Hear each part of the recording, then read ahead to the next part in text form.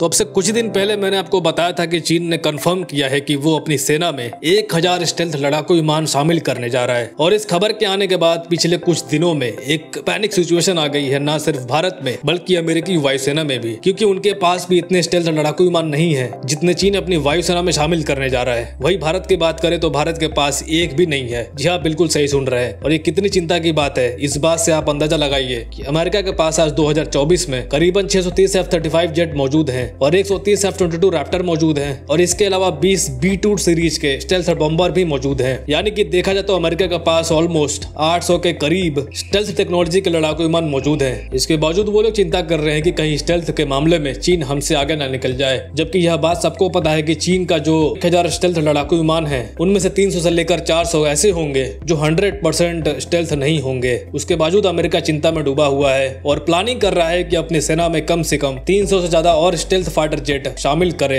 और इसे ही कहा जाता है असली सैन्य तैयारी। भारत इसके मुकाबले क्या कर रहा है, तो हम स्टेल्थ लड़ाकू विमान तो छोड़िए, आज की तारीख में इस बात पर नेगोशिएशन कर रहे हैं फ्रांस के साथ कि हमें 26 राफेल लड़ाकू विमान दे दे, और फ्रांस इसके लिए हमें डबल कीमत मांग रहा है और भारत कम कीमत करवाने में लगा पड़ा है, और इसी वजह से ये 26 राफेल की डील भी डिले होती जा रही है। अब इससे आप अंदाजा लगाइए कि हम तैयारी में कितना पीछे हैं। लेकिन इसी बीच अब से कुछ ही देर पहले एक बहुत ही शॉकिंग खबर सामने आ रही है, और खबर यह है कि लोग इस बात का दावा कर रहे हैं कि भारत अब रशिया से Su-57 खरीदने जा रहा है अपनी एयरफोर्स में शामिल करने के लिए, क्योंकि भारत अब जल्द से जल्द कोई भी 5th जनरेशन का एयरक्राफ्ट शामिल करना चाहता है, भले ही वो कम मात्रा में भी क्यों ना हो। तो इस खबर में कितनी सच्चाई है इसे आप सुन लीजिए। दरअसल भारत और रशिया के बीच में Su-57 5th जनरेशन एयरक्राफ्ट की परचेज को लेकर कुछ चर्चाएं जरूर हुई है, लेकिन अब तक कोई ऑफिशियल एग्रीमेंट या फिर कंफर्मेशन नहीं आई है कि भारत अपने एयरफोर्स में Su-57 को शामिल करने जा रहा है। हाँ, ये बात अलग है कि भारत अपने एयरफोर्स को मॉडर्नाइज करने के लिए एडवांस फाइटर जेट की तलाश में है, और इस कॉन्टेस्ट में Su-57 भी एक ऑप्शन के रूप में देखा जा रहा है। और Su-57 एक एडवांस फाइटर जेट है जो रशिया ने डेवलप किया है,